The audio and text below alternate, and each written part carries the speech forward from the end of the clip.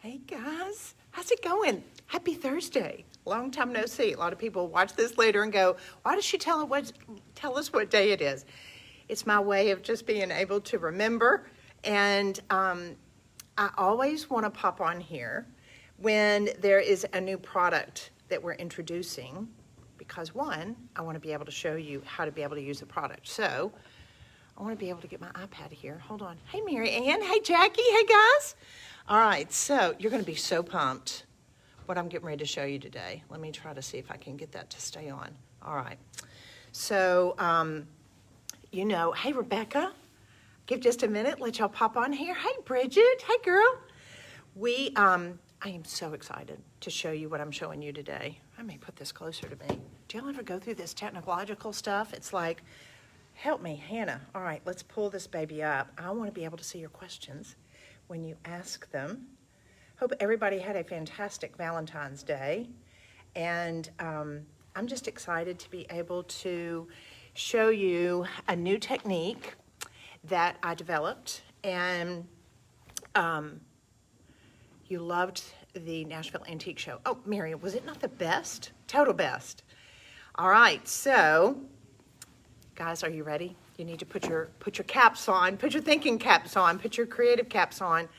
I'm going to show you a brand new product that I have developed. Now, the idea of this finish has been around for thousands of years. The execution of this finish has been around for thousands of years. Am I live? Am I good? Can y'all see me? Everybody like, yes, we're good. And do this. I forgot to kind of say this. As you pop on, say hey, tell me where you're tuning in from. And I just love seeing our customers' names.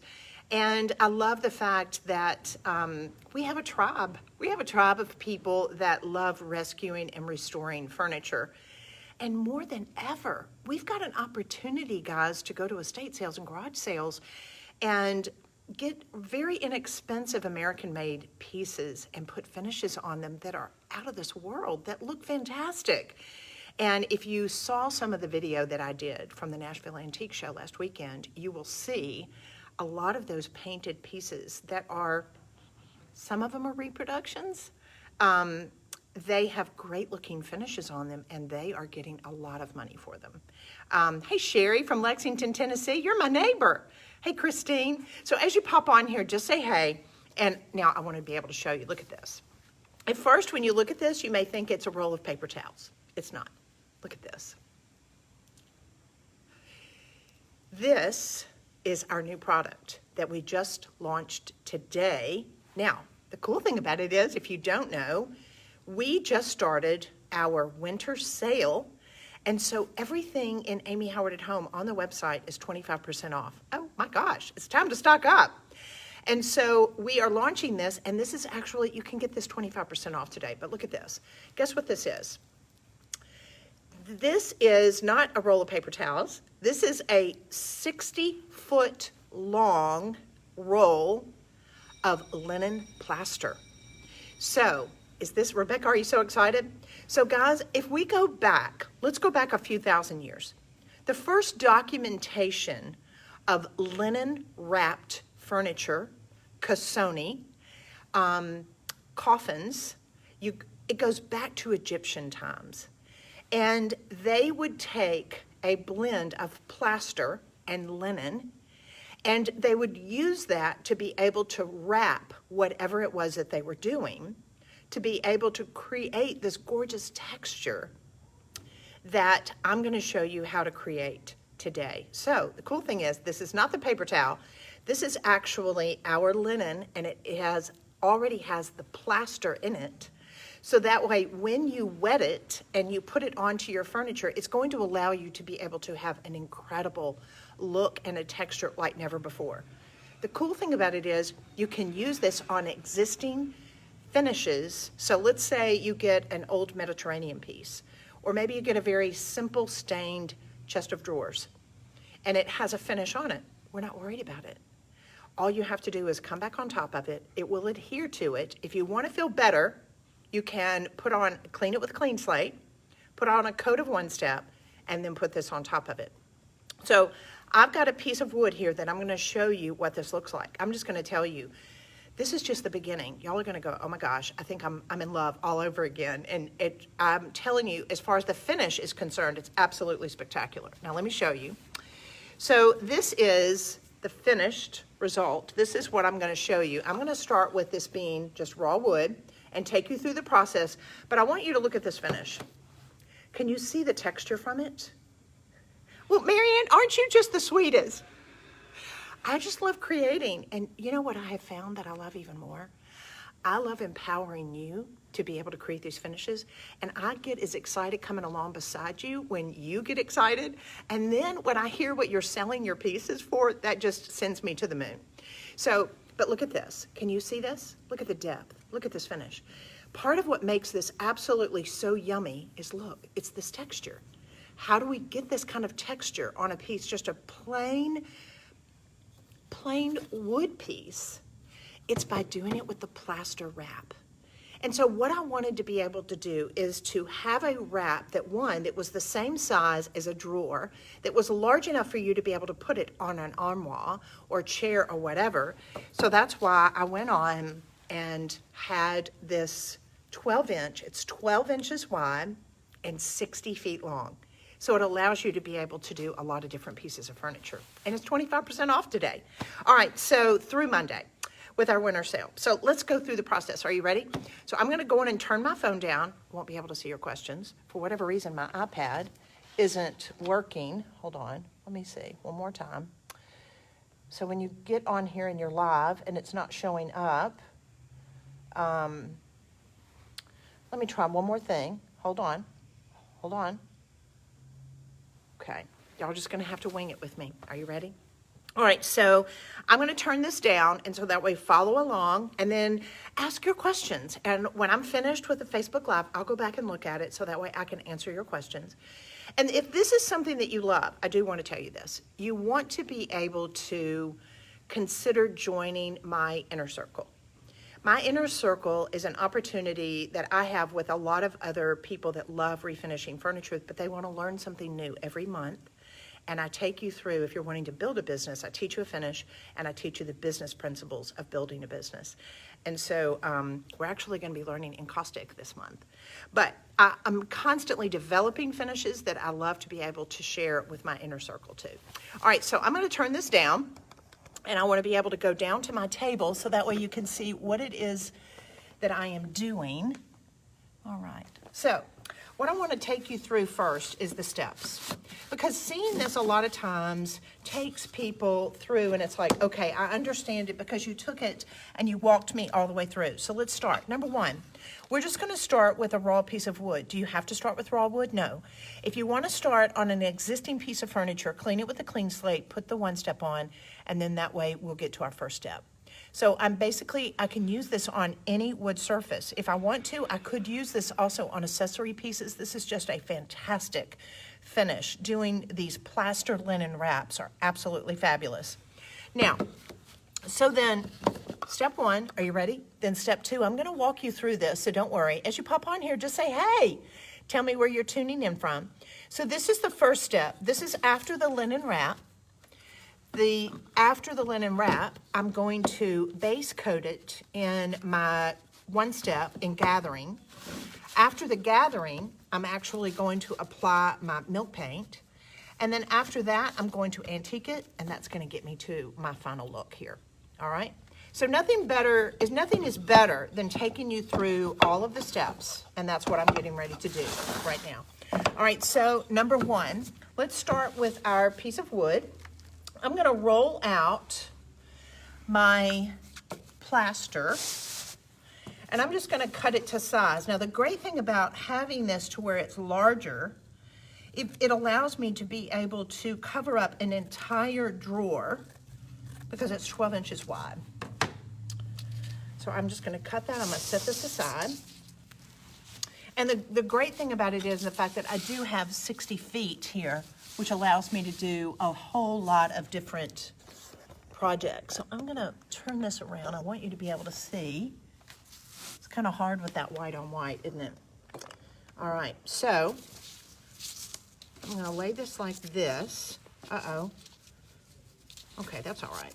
So I just want to make sure, especially if you're one of those people, if you're doing samples for people to be able to show your clients, if you are a professional furniture finisher, which there's more and more of us, you want to be able to wrap the sides of your sample and make them really pretty. I think about doing this as I'm wrapping a gift. And when I'm working on drawers of a piece, I do the same thing. I'll wrap my drawer to where it looks pretty when I open up the drawer.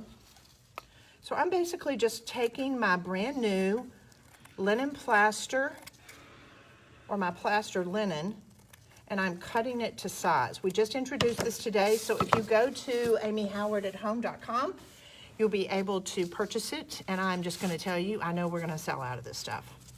All right, so now what I'm going to do, I've cut it to size. I'm going to take some water. I'm going to pour some water into my cup. And so if I was working on a large chest, a drawer, I'm going to do a drawer at a time. I'll do the top at one time. And I'm going to basically take my brush and dip it into some water. And then I'm going to go on top of this, and you're going to notice the plaster is, as you are wetting it, the plaster is going to go through and it's going to adhere to the wood underneath. And like I said, this is a great finish to put on top of some torchères. You can use this on top of resin. So like a lot of times when I go to antique shops and estate sale or garage sales, I'll find pieces that are actually made out of resin. They're plastic. They're really hardy plastic. And people think they're wood a lot of times, but they're not. But I could totally do my linen wrap on that piece and it could look amazing. All right, so you see, as I'm hitting it with my brush, I'm not brushing it, I'm pouncing it. And that's wetting that plaster. And it's gonna be gorgeous and hard. So I'm gonna wanna make sure that this dries for a couple of hours. Now I will tell you, I do have a heat gun. And to speed the process up a lot of times, I'll just heat it with my heat gun and it's good to go. So after you do this step, and after it dries, it's gonna look like this. So it's almost like a cooking show in the fact that I've got them finished, so it allows you to be able to see each step go one at a time. So now I've applied my plaster, I wet it, it's adhered to the wood. I've allowed it to dry about 2 hours, or I'll hit it with my heat gun, and it will literally dry within 3 or 4 minutes. And now I'm ready for the next step. So I do want to make sure that I have really good coverage of it in the fact that I don't have too many little holes. And this in here, I just didn't get it wet enough. So now I'm going to take some 220 sandpaper. And I'm just going to lightly sand the plaster to soften it out, like this.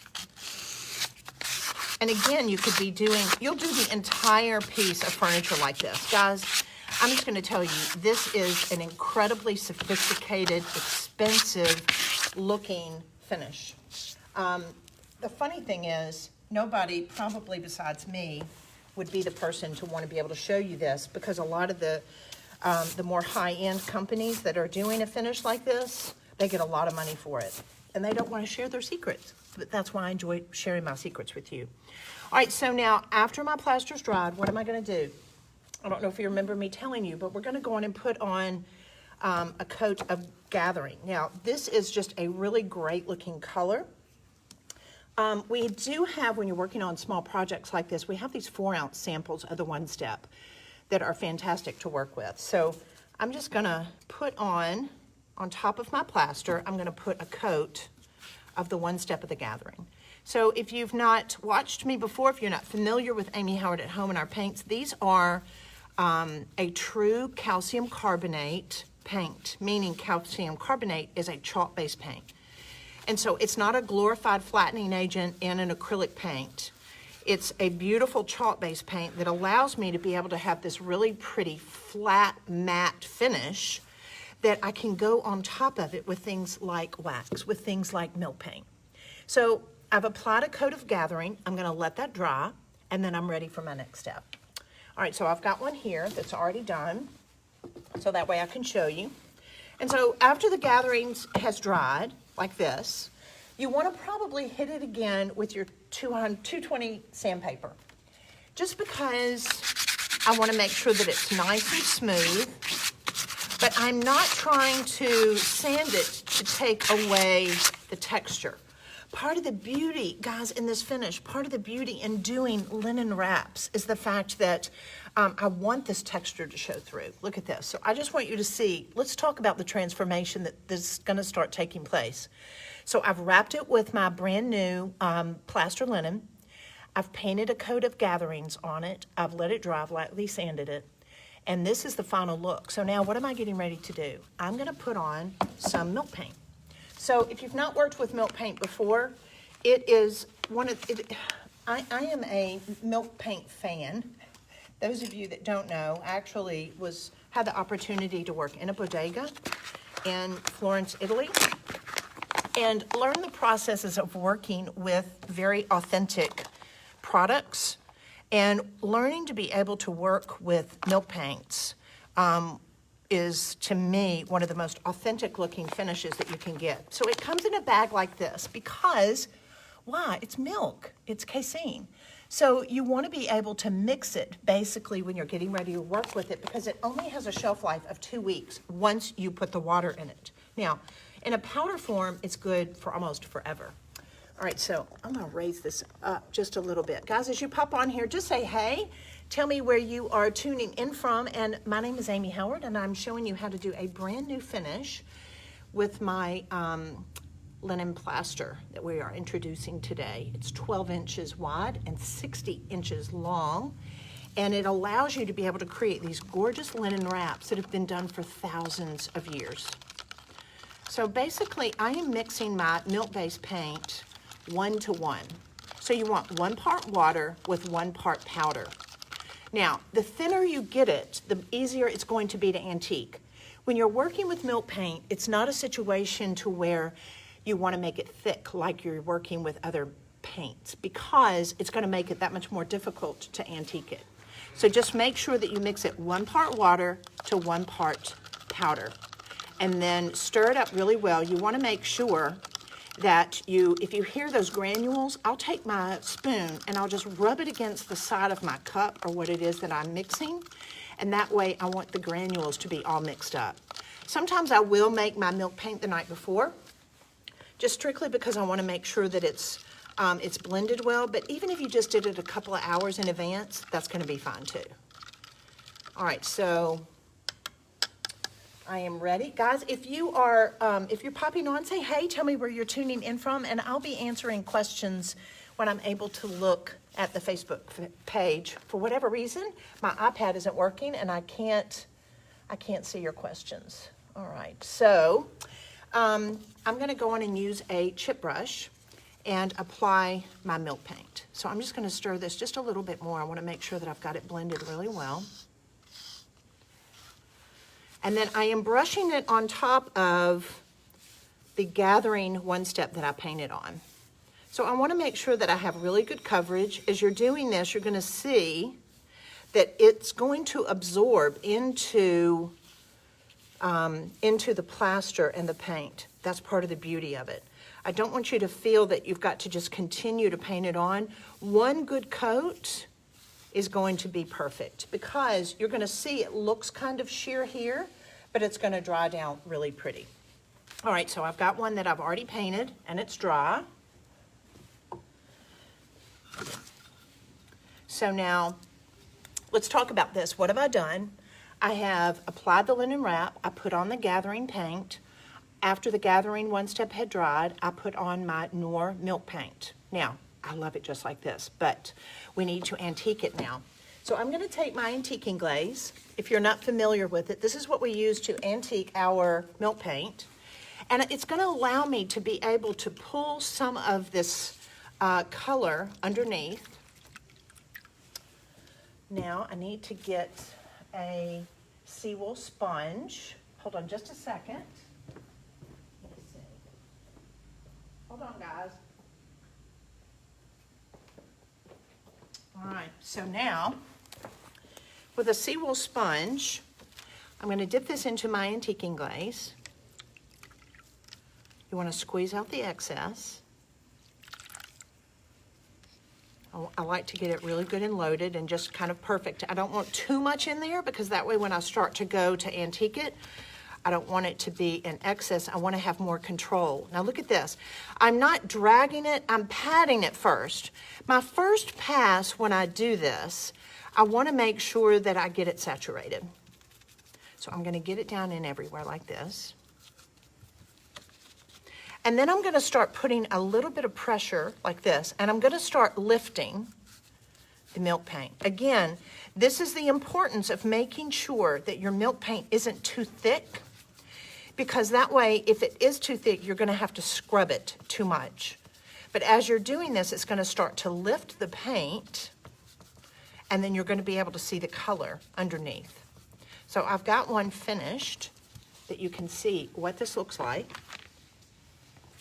So after it's antiqued, it's going to dry down, and you're going to be able to see this very subtle look of how we've pulled it through, and we can see the gathering, just kind of see in here. Now, one thing I talk about with my students is you want to make sure that you've got oval eye track. You want composition to where you don't want one area that's much more distressed and then a little bit of wear, and then it's all solid. So you see how your eye will pretty much go over the entire piece here. Every time you're working on a chest of drawers, whether you're working on the top, whether you're working on the individual drawers or an armoire, whatever, you want to judge it with its composition as you are working on it, especially in the antiquing process. When we're painting, that's not as important. So now what do we need to do? We need to wax it. Anytime you're working with milk paint, guys, we've got to wax it. So I'm going to get my light wax and my dark wax. And, you know, I always joke, and if y'all watched my videos, you know this. I talk about these guys being married. They always go together. You never want to use the dark wax by itself. Never. You can use the light antique wax by itself. The dark wax has bitumen in it. It's actually a tar that we get out of the UK. And this is beautiful to be able to add accents. You should never do your dark wax more than 10%. As a rule, this is going to be 100% coverage with your light antique wax. Your dark wax is only around the edges and maybe on the highlights. That's it. The fastest way to ruin a project is overusing your dark wax. But we formulated these to be able to work together. And this actually, oh my gosh, it smells so good. This has a carnauba and a beeswax in it. The beeswax is for the natural color, which gives it an antiquing process, which is great. And then the carnauba is for the hardness. So the longer this dries, the harder and hardier the finish is going to get. All right, so I'm going to go on and add some light antique wax. So I'm going to load my brush, my chip brush, into this. And then I always offload. You never want to go directly from the container to the piece. You're going to have excess. So I make sure that I get a lot on there, but then I'll offload it to where I've got it evenly distributed. So now I'm going to come back. Look at this. Oh my gosh, look at that already. Can y'all see that? Look at that.